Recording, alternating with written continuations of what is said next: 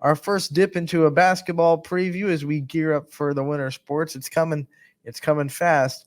The girls start a month from yesterday. There are some girls with games on the slate on November 19th, and we talked to Aaron Blatch, the head coach of the girls program over at Crestview.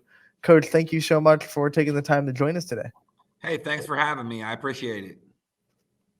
Coach, first thing I want to talk about going into this season and looking at what you guys did last year, 15-10, couple of tournament wins. Your season ended in that playoff game against Brookfield. Giving us kind of a season recap and what you guys did last year, and then going into this year, including the loss of Krista Perry, what is the kind of transition going to be like now for the Lady Rebels?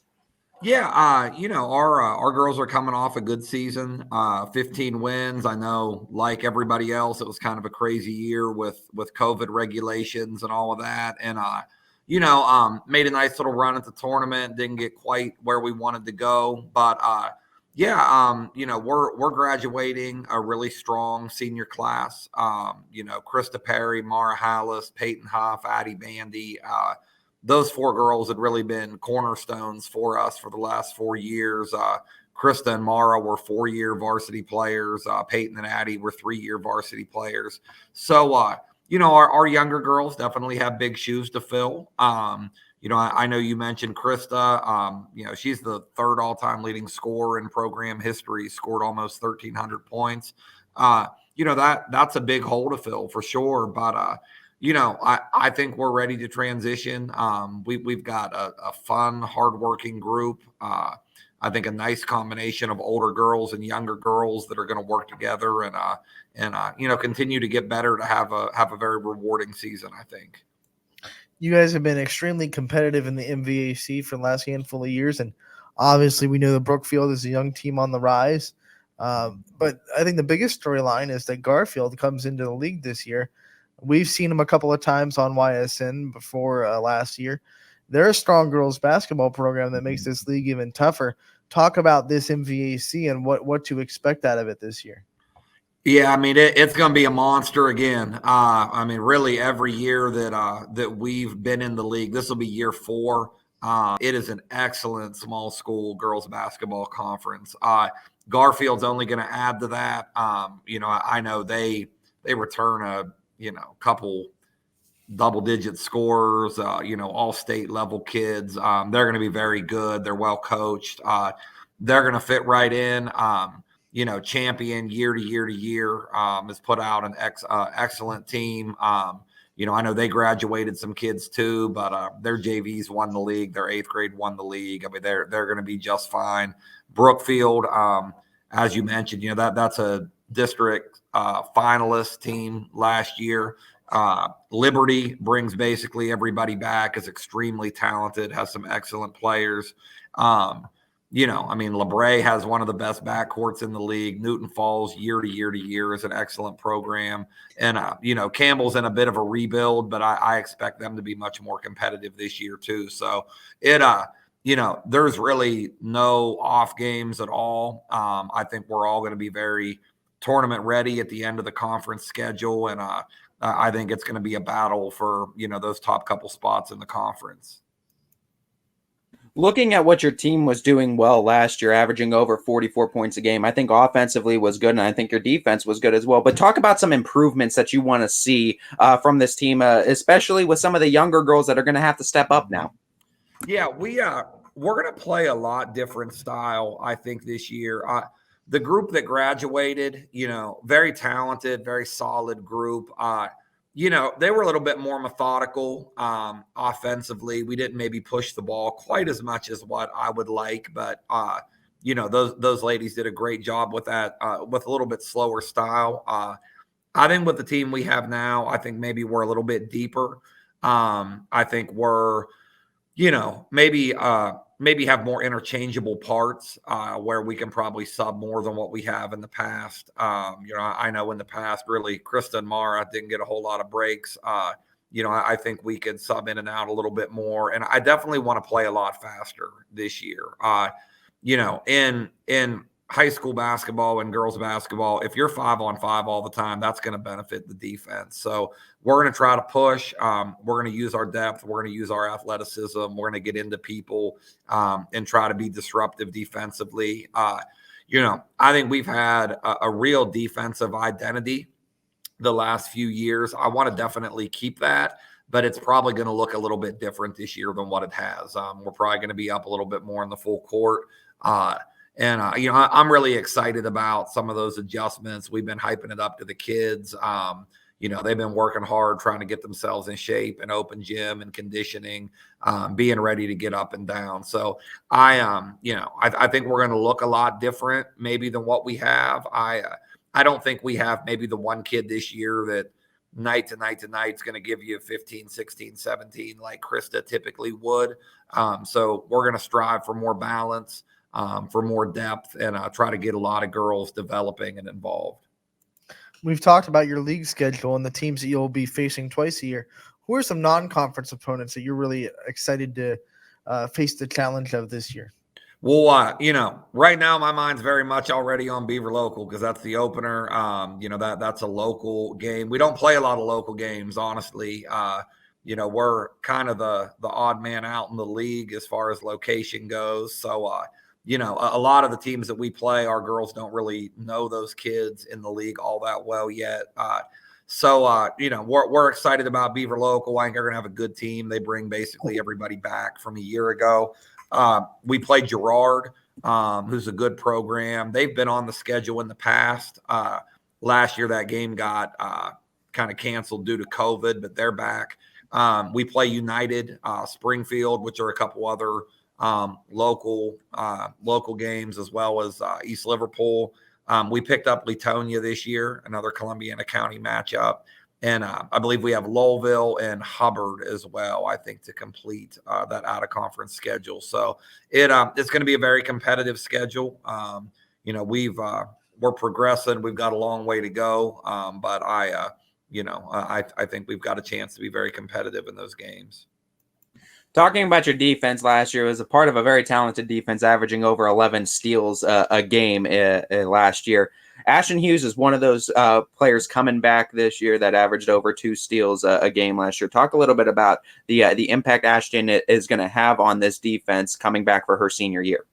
Well, to be honest, we haven't heard a lot from Ash, but I'm going to talk about the seniors that we have with us that have been working hard. So I think Emily Hill is a girl finishing up her soccer season, having a really good soccer season in addition to having a great golf season as well. But, really, when she had some injuries last year, when she was healthy, she was really our second leading scorer for much of the year.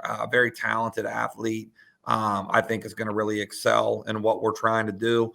And then the 3 seniors that are free right now that have been able to come to open gym because they're not in other sports currently, Carson Moore, Trinity Miller, McKenna Schultz, all 3 of them, very, very, very tough, defensive-minded, physical kids.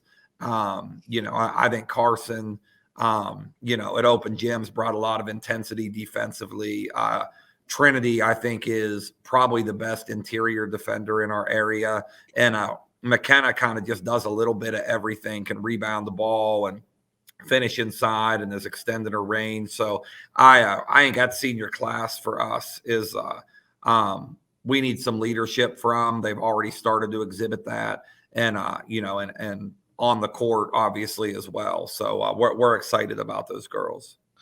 You're not in the boat alone with this situation I'm going to ask you about, because there are a lot of multiple sport athletes in the area, and a lot of schools have to deal with it. But these next couple of weeks, you guys have a really good volleyball team, but you also have a pretty successful soccer team on the girls' side as well. And for the next couple of weeks, you're just going to be like patiently waiting to get your whole team into a gym. What's that kind of like as a basketball coach, as you try to prepare for the season, but you also have to support the girls in their other sports and kind of wait for their success to come to an end? Yeah, it's rewarding and frustrating at the same time, to be honest. Volleyball's having an unbelievable season, undefeated. we expect they're going to be playing for a long time, and we're definitely supporting those girls that are basketball kids too. Soccer's had a great year. They're peaking at the right time. They just won their first tournament game the other day. It makes it tough. I wish there was a way to schedule where there was less of an overlap, but it's just the reality of it. The good news is I'm just really excited that several of our players are contributing to other winning teams. I hope that winning is going to carry over into our season. And, this is just all about what's best for those kids. So kids have different interests, different passions. We love having multi-sport kids. And, on that volleyball team, Emily Downey is a kid that has played very well in volleyball, ended up as a freshman last year for us, breaking into our varsity rotation at the end of the year. We think is going to be a really special basketball player. We can't wait to get her back. Maddie Black and Katie Lissy are two. Maddie's a junior. Katie's a sophomore. Extremely athletic wing players that we think are going to have a chance, maybe to move up to the varsity level this year and help us. I mentioned Emily Hill on the soccer team. We also have Riley Schaefer, who's a tough, young, developing sophomore player for us too, who we're excited to get back. So, we're going to continue to support those girls. And when their seasons do come to an end, whenever that is, we'll love to get them back in the gym. Taking a look at the Crestview program a little bit and looking into your middle school and coming into this year, were there any 8th graders or any middle schoolers that you're kind of excited that are kind of now getting into your end of the program, or maybe some freshmen with the JV team that you're kind of that are now sophomores or vice versa that are now coming under your program? Yeah, excited would be an understatement. We definitely have some kids coming. Our incoming freshman group is very strong. We got a couple big post girls, Lavraine Gaskins and Lexi Blower, that I think complement each other very well. Those two, I think, as they continue to grow and progress, we're going to have great size for the next 4 years and strength. Lavraine keeps getting better and better and better offensively. Just week to week to week, we've seen great things from her. Lexi, probably the most physical kid that we have in the program. And then we have a little freshman point guard named Reagan Edwards, who I think has a chance to be a special player, a transformative leader for us. Works extremely hard at basketball. She, I think the last few weeks even has really kind of had a breakthrough. And, also in that freshman class, 3 really strong wing players, Meyer Miller, Alexa DeCross, Kirsten Burton. We're looking for big things from all 3 of them, talented on both ends of the floor. And, our sophomore group, I mentioned Emily, Katie, Riley. We actually have 2 new additions this year that we're excited about. Brooke Brubaker missed last season with some illness concerns. She's going to be back with us, had a great open gym yesterday. And then we're adding a new girl to the school named Mason Scoville, a tall physical athlete that we're excited about. So, those 2 classes, I think are going to definitely complement our older girls. We have kind of a small junior class. I mentioned Maddie, but Stephanie Coburn, McKenna Cooey, we think are 2 really good prospects as well that are going to be a big part of this year and next year. So, that we're looking for a lot of leadership from those seniors, but we also feel like we're going to have a lot of younger girls that are going to put themselves in the mix to play big minutes as well. You have been doing something really cool on social media leading up to the season, reflecting on the coaching staff's favorite games of the time that they've been at Crestview. Today's number 3. How did that come about? What's it like to kind of reflect on the time leading up to a new season? And, obviously today's number 3. Can you give us a little bit of a sneak peek of what might be 2 and 1? I honestly don't know what gave us the idea. My brother, who's been on our staff, since I have been, he's actually going to coach our 7th and 8th grade this year, but, has been extremely active at all levels of our program. he and I were talking, and I don't know how it came up, but we were just kind of reflecting on, the kids that we've had, the teams that we've had, and some of the wins that they've been able to earn. And somehow we came up with this list. And it's been a lot of fun, to think over the last 4 years. Again, in the MVAC, it used to be the AAC. Like, that conference is so strong that every night out you're getting an opportunity to win a major game, because any league win we can get is an achievement, because we all definitely make one another work. I'll say, as we're leading up into the top two, we've had a couple pretty good tournament victories. So those top two spots are definitely big tournament wins that we were able to get. Preview, huh? You go, Ty. It's your turn.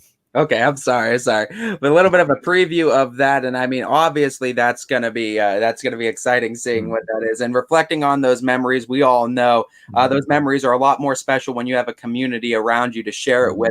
You got a chance to see now in the football, the volleyball seasons, the soccer seasons as well, what it's like to have that community back without these restrictions, or with lessened restrictions in some schools. What is it going to be like, and how excited are you to have fans back in the stands at a full or more capacity than before for basketball season? Yeah, we're hoping for a little bit more normalcy. I mean, I know we're definitely not out of the woods yet as far as the COVID situation, but I mean, last year, just for everybody was involved. I mean, we were very thankful to get to play, but with limited capacities and all that. I mean, it wasn't quite the same. So yeah, I mean, I know our players, I'm sure, are going to be excited to see their friends at games and not have to worry about ticket allotments and all that. So I think the atmosphere, not only in our gym, but in whatever gym we go to, is going to be, a lot more what it should, with the student section and with families and extended family members there being able to support our players. So we're definitely excited about that.